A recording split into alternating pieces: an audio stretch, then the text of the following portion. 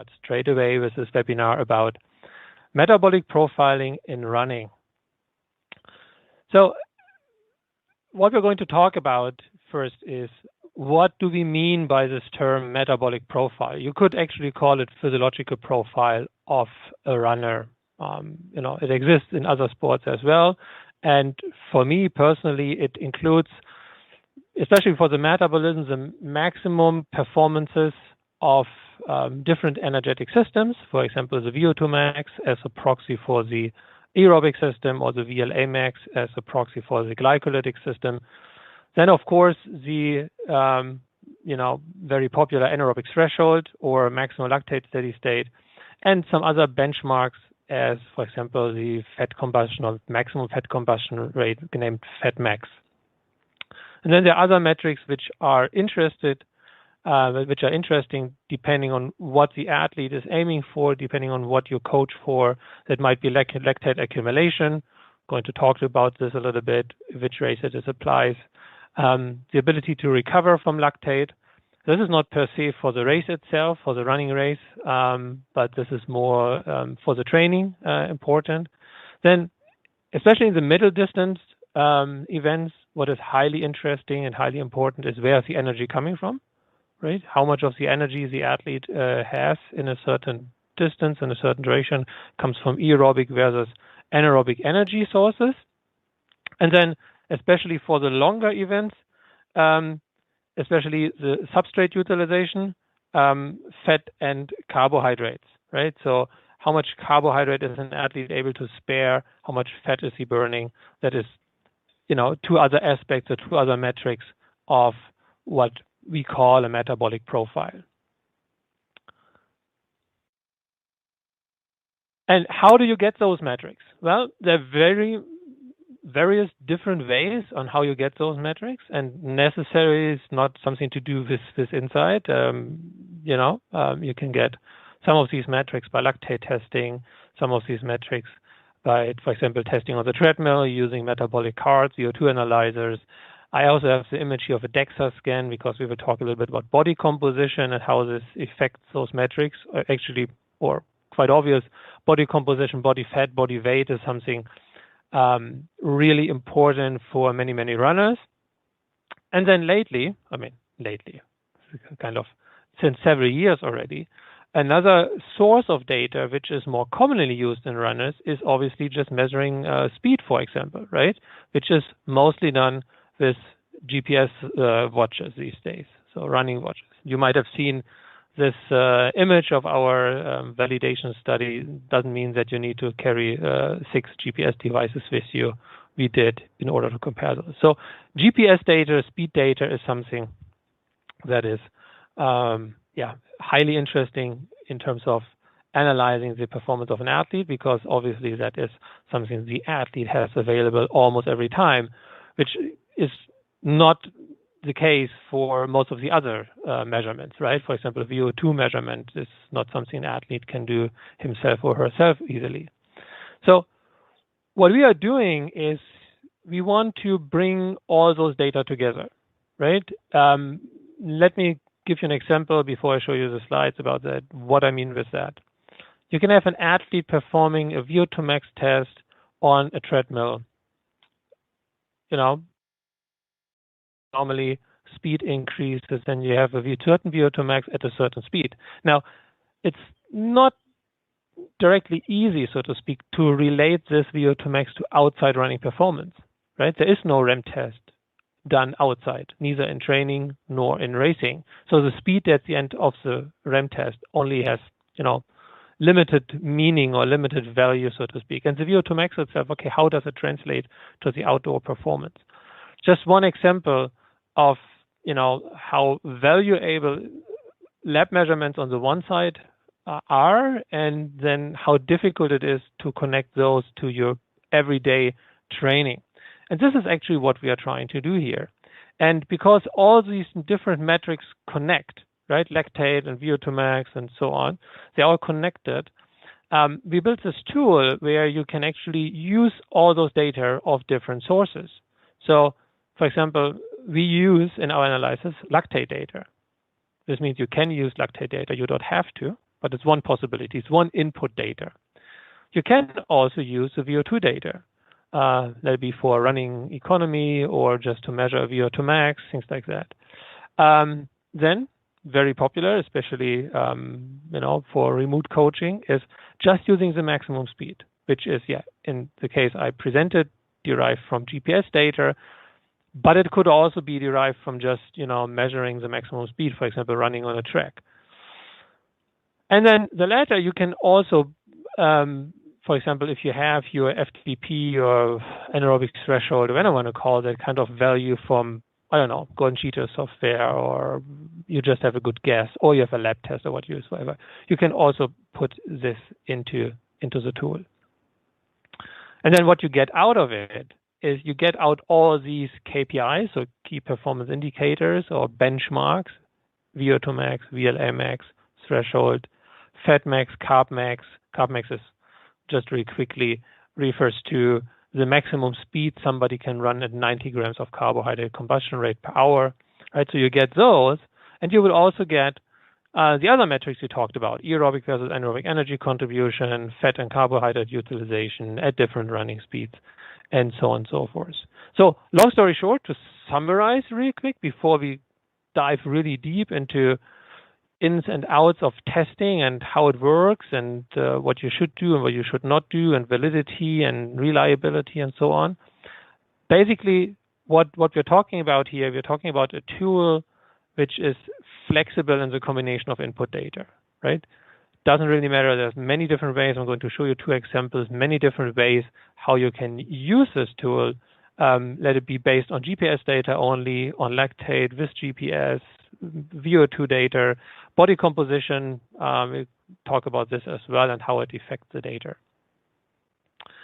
So question might be, okay, why should I even care, right? Why should I even care about having this level of a sophisticated performance analysis for my athletes? Like, why is it just not good enough to I don't know, just measure the distance covered in a 12-minute all-out run, right? And it comes down to the question, really, how efficient you want to be with your training, how efficient you want to be with, training for your goals, how efficient you want to be, how effective you want to be, taking your athletic performance to the next level in terms of, reaching a new personal best or qualifying for a marathon and so on and so forth. And let me give you 2 examples what I mean with that in terms of how sophisticated you can be. I mean, it's 2021, it's not the 70s or 80s anymore. Imagine, let's do this as a thought experiment. Imagine you have a serious health problem you're trying to solve. Where actually would you go to?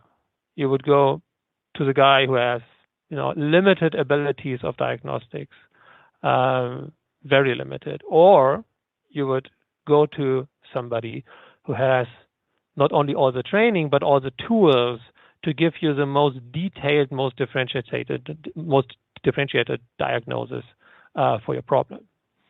Another way to look at it, especially for, let's say, recreational amateur athletes. So you might say, I'm an amateur athlete, or I sometimes hear that. Yeah, I work only with amateur athletes and we don't need that level of sophistication. Well, actually, amateur athletes have one problem in their training, and this is time, right? Because it's not infinite, obviously, right? So here's another example. Let's imagine you work or your athlete works for approximately 40 hours per week. So somebody is paying money to buy this time from you. That's more or less how it works in most jobs, right? When you're an employee. So you spare 40 hours of your time, somebody gives money for that time, which actually puts a price tag on an hour of your time, right? And now what you're doing is, as an athlete, you spare another 4, 6, 8, 10, I don't know what hours per week to invest into your training. And this time is precious, and it's not a giveaway, right? And the reason why athletes work with coaches, why athletes hire coaches and pay coaches, is for the very reason that they care about their training and they want to prepare as good as possible for their goals and not leave something to chance, right? So this is kind of, why for all different kinds of athletes in terms of the levels of performance and how much they train, a more sophisticated analysis could make sense. And don't get me wrong here. When you're just a beginner, you just start running, well, then, no, you don't need to, right? Because you get faster anyway. But when you have a certain goal, when your performance plateaued and you try to go to the next level, then we are actually talking, right? So let's have a look what is, so to speak, let's say, best practice or common sense in most, running training programs. When you know your goal, for example, a 10K run or a marathon run, what is important?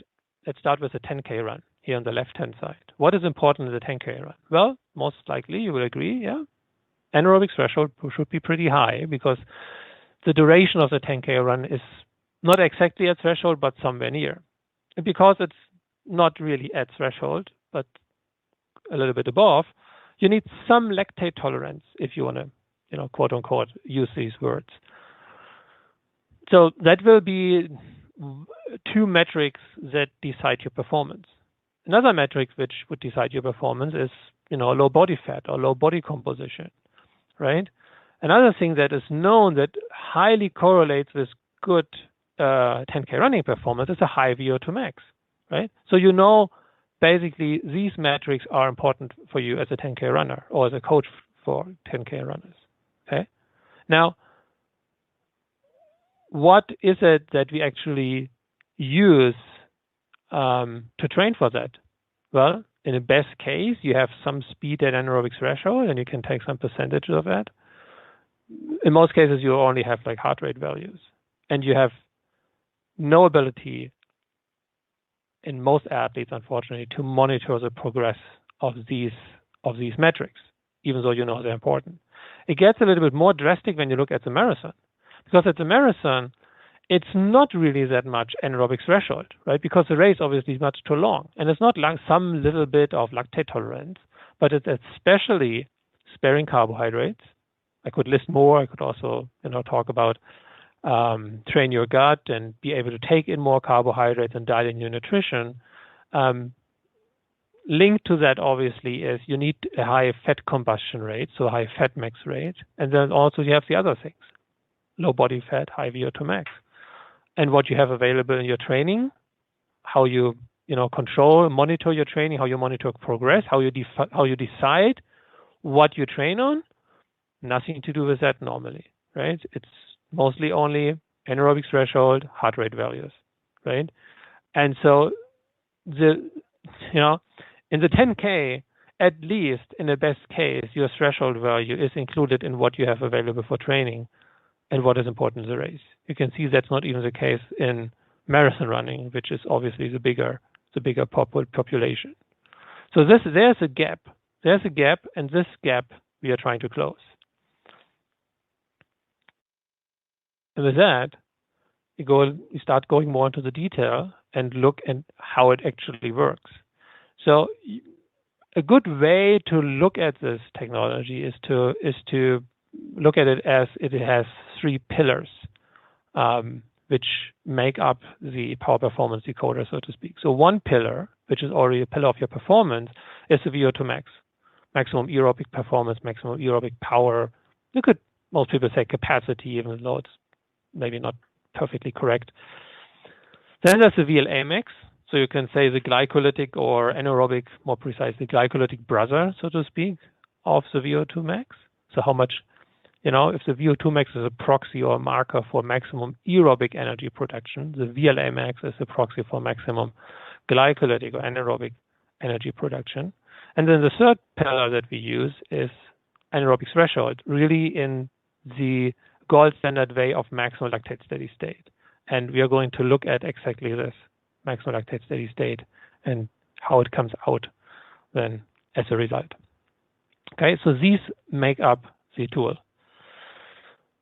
And all three are needed. Well, we asked you to get all three in. Technically, two would be enough, but it's more accurate, and accuracy matters to us a lot. So it's more accurate if you have all three. And how do you get to those three? Well, as we said in the beginning, when I talked about you can use VO2 data and lactate data and FTP data and all different kinds of data, There are different ways how you get to that. So for example, for the VO2 max and VLA max, let's start with the VO2 max. You could use measured data with the VO2 analyzer. So you can use your actually lab data or field testing data, right?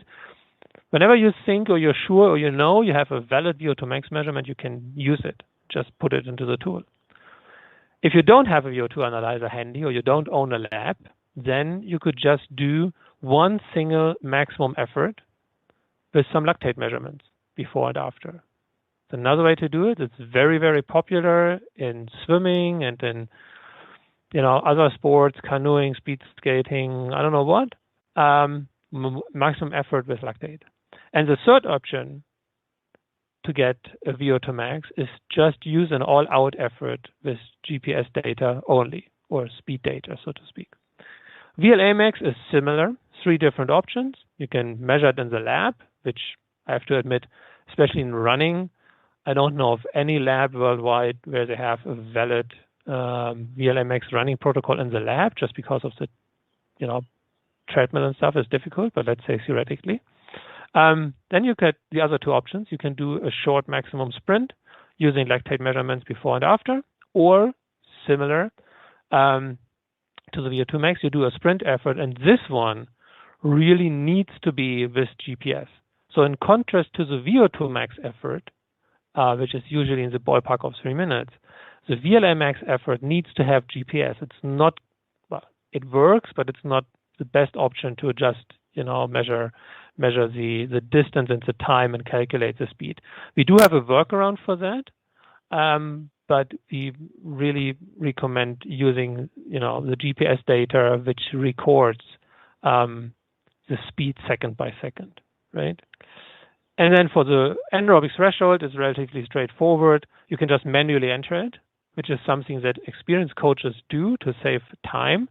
And we can show you in a little demo or call if you want to try that out. You can actually, just use an anaerobic threshold from experience and then have some iterations, and it works really, really great. And you save a lot of testing time because then you are just up to the 20-second sprint and the 3 minutes all out. So manual entry for threshold.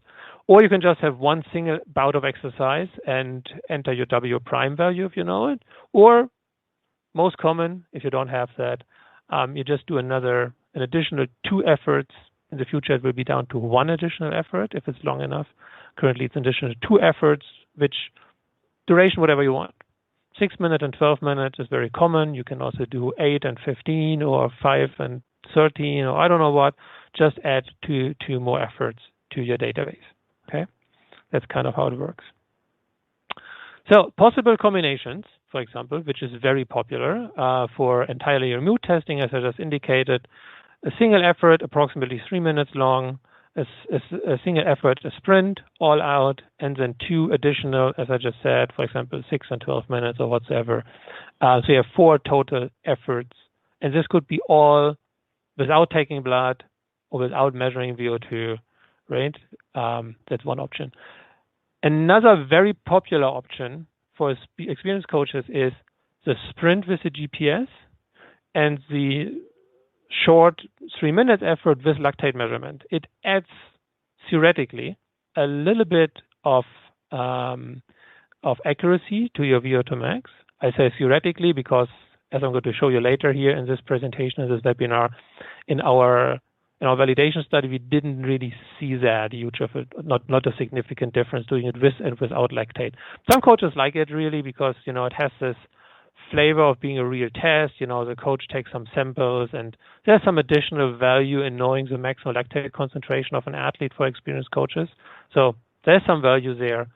And then, as I already said, anaerobic threshold, many coaches who coach their athlete on a regular basis, they just enter the anaerobic threshold value manually, and therefore, again, save a lot of time, right? Because now, as you can see, you're down to a sprint and a 3 minute effort.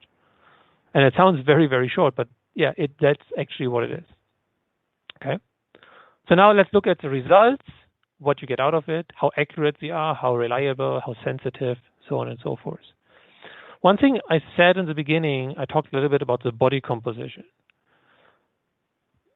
The tool needs body composition, and there's a body composition estimation built into the software. Okay, so the software will estimate body composition, so body water and body muscle based on your body fat. And that's very straightforward. It's just, as you just did a meta research in the literature and looked for good studies which measure body fat and body water and body muscle and looked for those relationships based on age, based on gender, so on and so forth, right? This is basically how the advanced body composition works. And if you have a lab or you have, segmental bioimpedance body composition scale, for example, which sounds sophisticated, but you can buy them for $200 on Amazon and they work okay.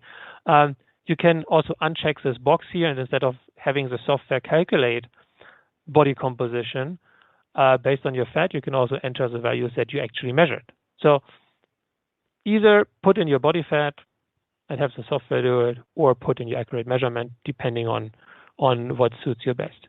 So now the question, obviously, with body fat that comes up is, hey, wait a second. If I go to 3 different people measuring body fat, I get 3 different values. If I step on 3 different scales, I just get 3 different values, right? So how does this influence my results? And how accurate does the body fat need to be? Because at the end of the day, nobody really knows, right? If you have 10% or 12% or 11%, that's kind of the ballpark of error that you need to accept, right? Again, using, for example, calipers with different people, different protocols, using different scales and so on. So the question is that a problem? And of course, it's important to ask this question. And we looked at this question, and here is some results of that. So this is the robustness or sensitivity of some selected values that are calculated or derived as a result as a function of the deviation in body fat. So let me explain really quick. You have on the x-axis, you see the deviation in body fat. So let's say an athlete has, let's say 14%, right? This would be 0. And then let's say we deviate by 1%. So not deviate 1% from the 14, taking 14 as 100%, but this would basically be -1 would be 13, -2 would be 12, all the way down to 7%. And this is basically, instead of 40% on the right-hand side, if you would have measured 21%. Okay, so in this example, 40%, let's say, was the real value of the athlete, and we looked at how values changed if you are doing it wrong, or if you deviate your body fat by, instead of 14% up to 23%, or down here down to 8%. And you see the changes.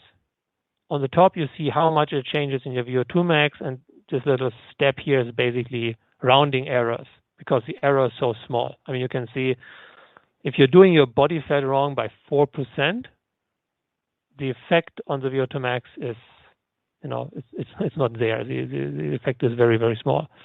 The effect on the VLA max calculation is a little bit higher. Again, the steps are rounding errors because we only do 2 decimals in the VLA max. So you can see, yeah, there's a small influence, but also not huge, right? If you, let's say, go from 10% instead of 14, the difference in the VLA max is approximately 0.03.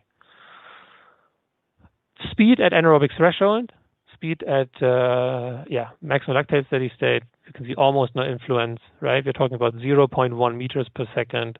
And then influence on fat max, nothing, right? I mean, 4 kilocalories per hour. It's impossible to detect that with any kind of measurement. So long story short, body composition, yeah, you want to know if your athlete is more like 10% or 20 or 30%, but you don't have to care if it's actually 8 or 12. Even this range of 4% plus minus, the effect is relatively small. Okay, so let's move forward to the other measurements. Let's move forward to the other measurements, the actual GPS and lactate data. How do those get into the software? So what we use fit files. We use fit files from your GPS watch that the athlete has. So you can see a screen here from the software. and you have all these buttons on top here. Those buttons are for all those different options which we talked about, with lactate, with VO2, GPS only, so on and so forth, right? You have your GPS files here. You can have more than one, in this case only one, and you can already see that this was carried out on a running track. That's a little bit difficult sometimes. There's a Garmin running track mode which works really good. There are some other watches which work pretty good on the running track. We do have some correction factors for the sprint, because mostly the sprint normally creates issues if there's issues with the GPS. And for the other efforts, again, you could just use the distance and the time if you want. Okay, so you can see those buttons here are already active, because this is manual entry. Manual entry, for example, of a measured VO2 max, right? Now what you would do, you have these controls here. You can see on the right-hand side. You have interactive controls for the graphs. You have the Google Maps integration. You can see where somebody did run. And you can now use those tools here to zoom into certain aspects of a graph. Okay? So that would be another possibility like shown here. Now I zoomed into one graph. I mark this area. You can see what I've marked here, the timestamp. So this is approximately 3 minutes, 2 minutes 59 precisely. The athlete covered almost 1 kilometer. You can see the average speed, and you can see where the athlete ran. And now this button becomes active, right? I can just use this without the lactate, or I could use this with the lactate, right? Two different options, okay? That's just one quick idea on how it works.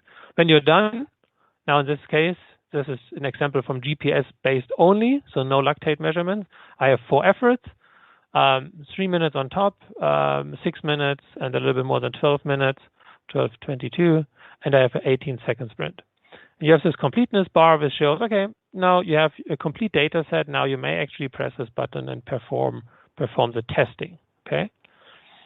So going back really briefly before we look at the results and the accuracy and stuff, how do you need to carry out this test?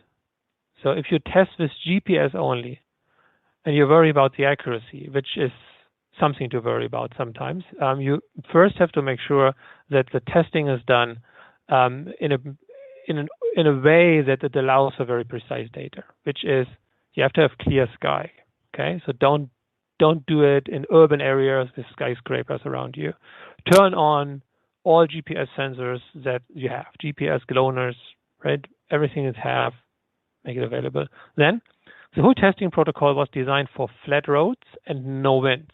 Okay, so sorry, but don't do it on a windy day. Okay, we might have some compensations for that using stride or whatsoever, but currently flat road, almost no wind. Then turns need additional energy. It's fine to have one 180 degree, one U-turn, right? So you're going to go in and out, which practically makes it very easy, obviously, right? Because you have maybe one flat road with not a lot of wind, and you can just, for example, run 800 meters in one direction, turn around and run back. And it needs to be a hard surface. It needs to be concrete or track or very hard gravel paths or whatsoever. Okay, these are the requirements. So what happens if you still do that? But of course, there are differences in the GPS, and there are differences in accuracy, right?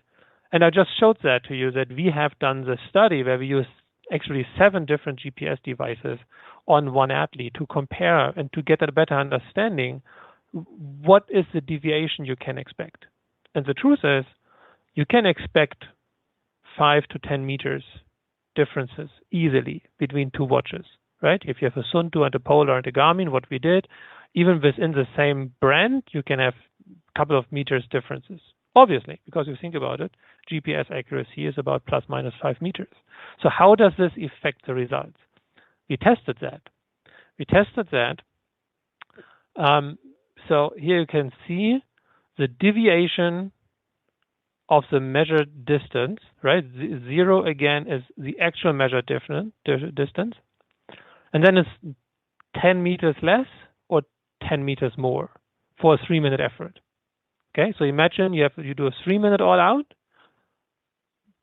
Most simple case, you just run in one direction for 3 minutes, and after 3 minutes you stop. And you measure the distance. Say with 2 different GPS watches. And one says, I don't know, 1,000 meters, and the other says 990 meters. Okay, this is the example we are talking about here. So how robust, how sensitive is a calculation of the VO2 max? Again, 3-minute effort. How sensitive is the algorithm to calculate the VO2 max? And you can see for 10 meters plus minus, you are gaining, or you get a deviation in the VO2 max of, in this example, it can be a little bit different with different athletes, but you get a difference of approximately 0.8 milliliters per kg. This is an average ballpark. With some athletes could be slightly more, with some athletes could be slightly less, depending on the metabolic makeup. So is that a lot? Well, for those of you who own a VO2 analyzer, a metabolic card, you will be familiar and you will be say, oh, I know if this is a lot or not. We looked at different scientific studies about the validity and accuracy, reliability of VO2 analyzers. And normally, you don't find any of those being more accurate plus minus 2%. When you look, for example, in changes in VO2, common sense is approximately, you don't talk about real changes in VO2 if the change is not a minimum of 2.3, 2.4, 2.5%, because this is the tolerance you have to accept in your metabolic analyzer. And in this case, 2% is approximately 1.3 milliliters. Okay, just do the math here. If you look at 63.5 VO2 max, right? 2% is approximately that. So, long story short, the accuracy, that is the message here, the accuracy or inaccuracy, the tolerances your GPS watch has on a good test setting. Again, clear sky, right? Everything fine. The accuracy of your GPS measurements and how much it results in differences in your VO2 max is similar.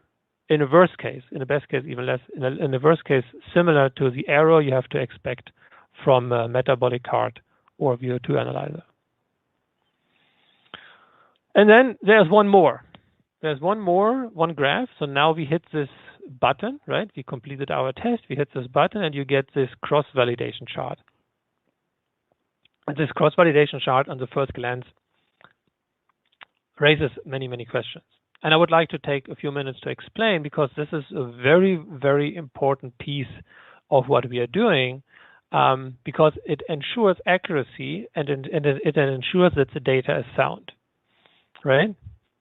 So what I'm talking about here is, let's make an example. Let's say you go to one lab and do an incremental test with lactate. You do a lactate profile test, and it comes out that the maximum lactate steady state anaerobic threshold of the athlete is at a pace at 5 minutes per kilometer, right? So not super high, let's say not elite level. And then you go to another lab or on the same lab and you measure a VO2 max of 80, okay? Is that possible? Well, experienced physiologists would say, well, it's very unlikely that both values are correct in the same athletes in the same time, right? Because with that high VO2 max, you would normally have a higher anaerobic threshold, maximum lactate steady state value. And for this very reason, that when you have separate measurements, things can be disconnected and there can be an error of measurement, and it's hard to spot, it's hard to flag, it's not flagging automatically. For this reason, we built in this cross-validation, or you could also call it self-auditing data, okay? So let me explain what is going on here. Remember, I said in the beginning, we have 3 pillars: the VO2 max, the VLA max, and the anaerobic threshold. Okay, so all 3 are connected to each other. Okay, and what you see in this graph here is basically on the y-axis. The y-axis marks the position of one of these metrics, VO2 max, VLA max, anaerobic threshold, of your measured data. So let's for example say you entered VO2 max manually because you measured it, right? Then the value that you measured is represented here on the y-axis. So the y position, the vertical position, represents the data that you measured with lactate, with VO2, with GPS only. And the x position the X position represents the VO2 max that is calculated excluding the very effort that is used to calculate VO2 max. So let's say you have 4 efforts for the GPS. I use GPS, you have 4 efforts. We use the sprint and the anaerobic threshold to calculate the VO2 max. And this value is represented by the X position. Okay. And this is for all the others. Okay. So I will give you 2 more examples. It's to make it better understandable. The middle line is the line of identity, which means that if a dot is exactly on this black line, it means that what you measured by with lactate, without lactate, whatever way you measured, matches exactly the value that is calculated using the other 2. So here's an example. Anaerobic threshold is a little bit above the line, which means that the Y position is a little bit higher. So the anaerobic threshold, which is calculated using your 3 efforts, in this case, it was 3 minutes, 6 minutes, and 12 minutes approximately. These are used to calculate anaerobic threshold, and this threshold is a little bit higher than what is calculated using your VO2 max and VLA max. So basically what is happening, we have a mathematically speaking overdetermined system. We have more data than we need. And this is why we do this self-auditing, because we want to make sure it's very, very important for us that your data is sound and correct. Okay, so we use 2 values, VO2 max and VLA max, to calculate threshold. We use anaerobic threshold and VLA max to calculate VO2 max, and then always compare it to what you've measured.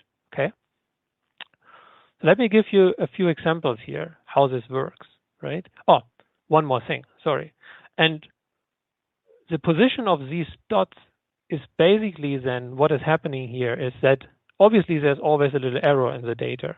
And what is happening here, it's the most simple case, is that the error is equally distributed, right? So if, let's say, your anaerobic threshold deviates 3% from what you've measured to what would be calculated using the other 2 metrics, those 3% are equally distributed. 1% deviation stays in the anaerobic threshold values. 1% change is percent error or tolerance is used to recalculate your VO2 max, and 1% is used to recalculate your VLA max, right? So there's some fine tuning in the data, and the relative error is equally distributed. Let me give you some examples. Here, let's imagine your red dot would move up. Your VLA max is higher, right? For whatever reason. VLA max is overestimated, right? What would happen to the other 2 dots? A higher VLA max basically lowers the anaerobic threshold. Therefore, this dot would go to the left, right? And in order to compensate, it would mean that the VO2 max goes a little bit to the right. Again, the error that is created is equally distributed, and that is, exactly what you see here. That's exactly the effect. The VLA max is a little bit higher. Therefore, the blue one is a little bit below, right? It would need to go a little bit right, which is actually below. If we move it back left, then it would be on the back line. And the green one, right, is moved a little bit to the left. Another example. If the VO2 max is estimated a little bit too low, what would be needed is, in order to compensate it, would be that the VLA max is a little bit lower, and that shifts the anaerobic threshold then to the right. Okay, so long story short, self-auditing data, it is kind of impossible. I mean, you see it if a dot is totally off. It's impossible if you respect this graph. It's impossible to create a set of data which doesn't make any sense at all, right?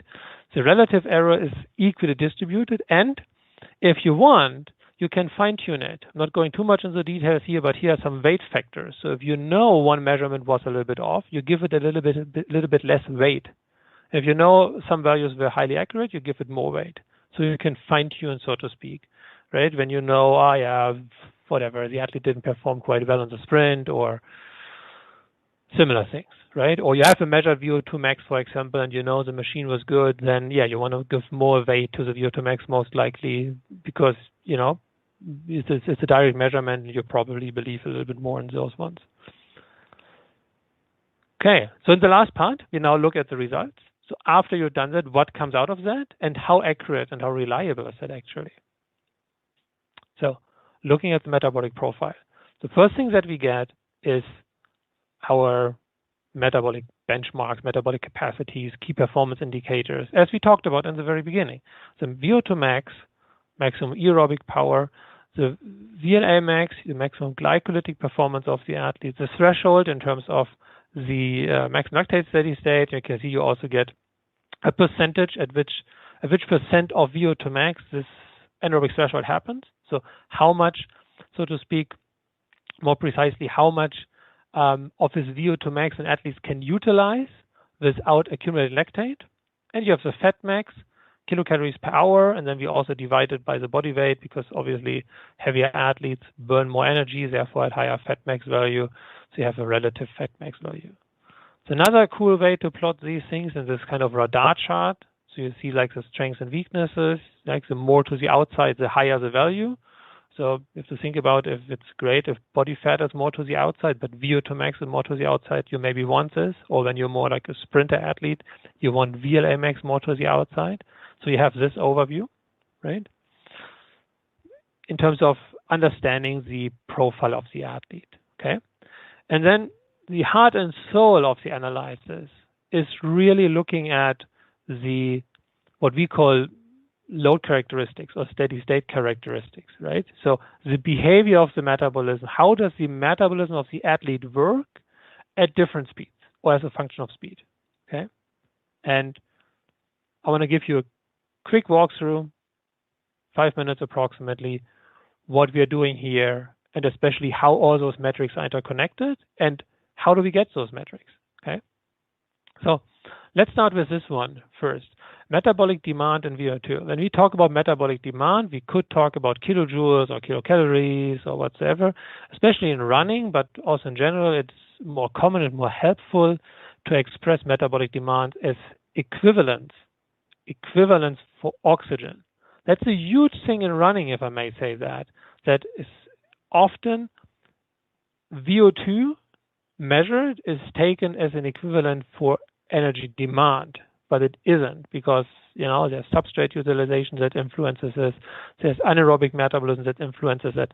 So VO2 demand in terms of an equivalent for energy is not the same as oxygen uptake. And that should be quite clear. For example, if you look at this graph here and you look at the lower speeds to the left, you can see that the oxygen demand in navy blue and oxygen uptake in light blue colors is almost the same, right? It matches.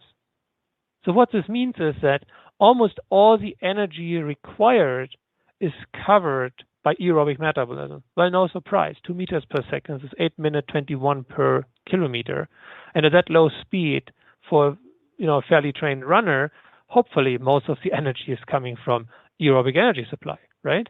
And if you look more to the right, you can see this gap is opening up. Because obviously, the faster you run, not all the energy can be covered now anymore from aerobic energy sources. So this blue area or the size of the blue area is basically representing the amount of energy, oxygen, that is replaced, that is covered by anaerobic energy metabolism, right? So if you look at a marathon runner, for example, the gap is relatively small because they have a low anaerobic capacity. If you look more as a sprinter runner, this gap is opening up much wider and much earlier in terms of the lower speed, right? Because there's more energy coming from the anaerobic systems, okay? So that's one thing we look at. What is the total energy and where is the energy coming from? Another interesting graph to look at is this one. This is lactate concentration in yellow. Oh, by the way, this is all for steady state conditions, right? There's often some kind of misunderstanding. Okay, why is lactate concentration going up that steep? Because it's for perfect steady state condition, which mathematically means time is infinite. Okay, but let's focus on the two more important ones here for us, which is lactate production rate in red. So this is lactate per minute. Very important. It's not lactate concentration. It's the production rate of lactate. And the blue one is the maximum aerobic lactate combustion, also per minute. So this one is showing you how much lactate the athlete can combust per minute. Then I say, okay, how do you know, or why is that important at all? Well, let me show you. If you look at the oxygen uptake curve, and you look at the aerobic lactate combustion curve, you will see that they show a very similar shape, right? It's almost linear. It's almost linear, approximately to a little bit more than 4 meters per second, right? It's approximately linear, and then it kind of levels off a little bit. And why is that? Well, because this is lactate combustion in the muscle. We're not talking about how much lactate goes out of the muscle and comes to your earlobe where you measure it, or goes into the liver or whatsoever. This is the aerobic lactate combustion in the working muscle, okay? This is what the blue line is. And now think about it. What do you need to burn lactate? What is happening to the lactate in the metabolism? It is directly or reconverted to pyruvate and then goes into the aerobic metabolism, right? And so therefore, the amount of lactate that you can clear from the system is a function or is sealed by how much oxygen uptake you have. Or very bluntly speaking, you want to burn lactate, you need more oxygen. Well, in this universe, if you want to burn anything, you need oxygen for it. So the more oxygen you have, the more you can burn. This is approximately as simple as it is. And that is not something we came just up with, like a theoretical concept. That is something you can read in various literatures. I just pulled out one here from, Mr. Brooks, the guru of lactate, maybe. Where you can see lactate oxidation in the experiments was a linear function of oxygen uptake, up to an intensity, by the way, of 75% of VO2 max. So if you think about it, why 70%, 75% approximately? Think about where does the anaerobic threshold of an athlete sit relative to VO2 max? 70 to 80% in most cases, right? In the average trained population, not in the sprinters, not in the professional marathoners, but approximately. So no surprise that this is what you see here, okay? So talking about the anaerobic threshold, this is where it is. This is where it is, and this is why it is, actually. This is why there is an anaerobic threshold, because remember I said the red one is the lactate production. The blue one is the ability of the athlete to combust lactate. And there's this crossing point. There is this point where the production matches the combustion. And this would lead to the lactate steady state, to the highest, therefore maximum lactate steady state of the athlete. Let's zoom in here, right? All these graphs have interactive zoom function. Let's zoom in here so you can see better where is this crossover point.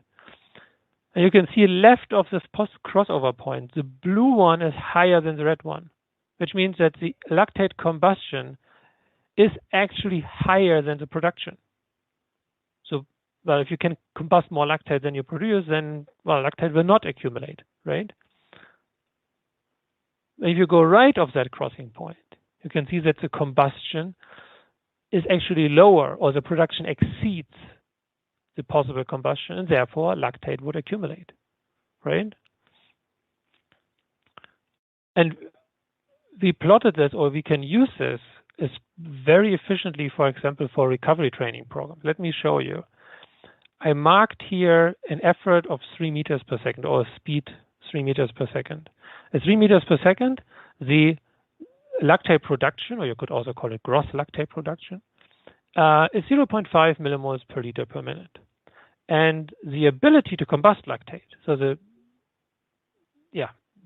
maximum aerobic lactate combustion in the muscle is 1.12.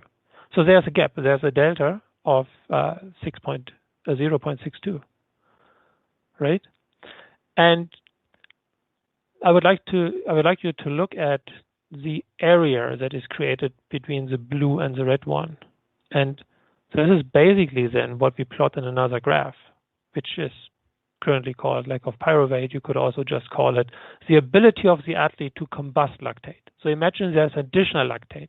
You have additional lactate in the system because you did a hard effort, which you want to recover by just easy jogging, or you did some interval trainings.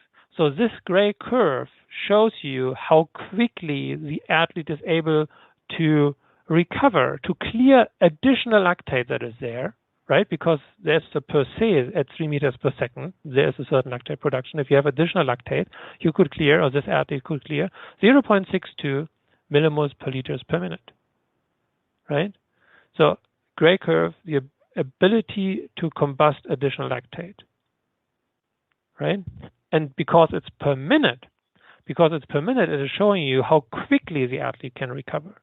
So going back to our example, I make one stupid simple example. Imagine your athlete accumulated additional 6.2 millimoles of lactate. You want to clear 6.2 millimoles of lactate, and you want to run at 3 meters per second. How long does it take? Well, very simple. It takes 10 minutes, right? Because it's 0.62 per minute. This is how you use this graph. Okay. Then the touchdown, the 0. This is your anaerobic threshold, maximum lactate steady state, FDP, whatever you want to call it, right? And then you can see the purple one here, which is showing above anaerobic threshold how quickly the athlete accumulates lactate. I'm not going too much into detail with that one, but you can imagine that this is highly important, especially when you look at shorter distances, 10K, 5K, 3,000 meters, a mile, 800 meters, right? If you accumulate lactate very, very fast, you will reach your maximum lactate concentration at exhaustion relatively soon, right? So looking at the steepness or the incline of that curve is something coaches are very, very interested in. And then lastly, especially for the long distance runners, we show fat and carbohydrate. And now some people might scratch their head and say, well, wait a second. How do you get fat and carbohydrates actually? Because you didn't use CO2 measurement. I didn't hear CO2 a whole day long. You need an RER to do that. Well, you could. What is an RER doing? So when you measure with a metabolic cart, carbohydrates and fats, conceptually what is happening is, with an RER, you're looking for additional oxygen uptake. You're looking for excess oxygen uptake, which is accessing or higher exceeding the CO2 output. And you say, oh, this additional oxygen comes from fat combustion, right? So you're actually looking at additional fat combustion, and then you say, oh, I don't care about the proteins, neglect the proteins, and all the rest is coming from carbohydrates. This is technically how a metabolic cart does fat and carb combustion. We are looking at the same coin, just from the other side, because we are doing it by looking at your carbohydrates. Remember, I showed you before the lactate production. Now think about what is the source of lactate. How do you produce lactate? Well, the source is glucose. There's no other way to produce lactate, right? So when we know how much lactate an athlete can produce, we know how much carbohydrate they actually combust, and then the rest is fat. Other side of the same coin. And we mark the common 60 to 90 grams of carbohydrate uptake, possible carbohydrate uptake. We mark with this orange zone, and we mark the fat max zone. So this is the apex of this green curve. We mark this as the fat max zone, right? So that's approximately what that is. Okay, so you might now say this looks all pretty cool and nice, but how good does it actually work?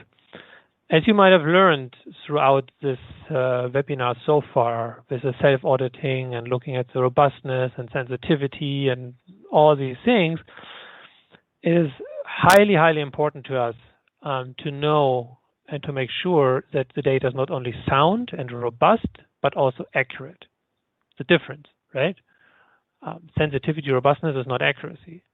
So let's look at the validity of things. So how accurate is that? And you might have seen, you might already seen the publication of that. You might have seen that we did a very nice validation study. Well, not actually us, but it was done by the Krebs in Bordeaux, which is a national performance center and a hospital over here in Switzerland, in a collaboration, testing several runners with lactate and GPS and metabolic analyzers, mobile to metabolic analyzers. And so we use this data to compare the VO2 max that is calculated only by GPS or other metrics, fat max and so on and so forth, only calculated by GPS, versus data that is measured lactate, with GPA, with VO2 especially, and so on and so forth. So let's have a look at some examples of those results. So what you see here is the correlation of the calculated VO2 max on the y-axis and the measured VO2 max on the x-axis. But again, with a metabolic analyzer, mobile metabolic analyzer. So this was done out on the road, right? Where it actually measures. And you have a few little outliers here, but you can see in general it's very good. R square 0.96. So you have somewhere in the ballpark, in reality, average of like 3% accuracy. And if you think back about what we looked at before with how accurate is a metabolic cart, normally you don't discuss changes below 2.5. So it is a tiny bit less accurate than the metabolic cart, but you're talking about 0.5%-ish approximately.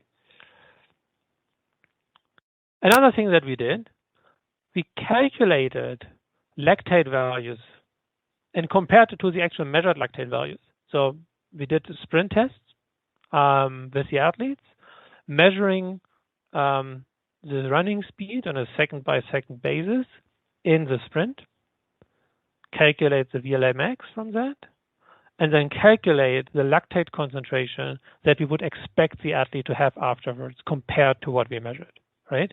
So this is what you see calculated on the y-axis again and measured on the x-axis again. Of course, there's more tolerances if you are aware of lactate testing with different analyzers and different places where you measure it, so to speak, fingers or earlobe. It's a little bit more deviation, a little bit more tolerance, but you can see still a very good and highly significant correlation. Another one, or last one I would like to show here for that is for the fat max. So calculated fat max only based on GPS data on the y-axis to the fat max, which is derived from several long efforts, subthreshold and above threshold, so like lactate profile testing with the VO2 analyzer. And you can see also here the data matches pretty nicely. If you look at how accurate it is actually possible to calculate a fat max value or measure it with a metabolic cart to what you calculate using GPS for practical applications, the difference is relatively small. So this is some results of our validation studies to show how this actually works. And with that, I'm going to end. If you want to learn more, reach out. If you have more questions about the validity or robustness, about using different devices, if you want to see the technology whatsoever, then please reach out. Here is a contact details. And with that, I'm closing this webinar.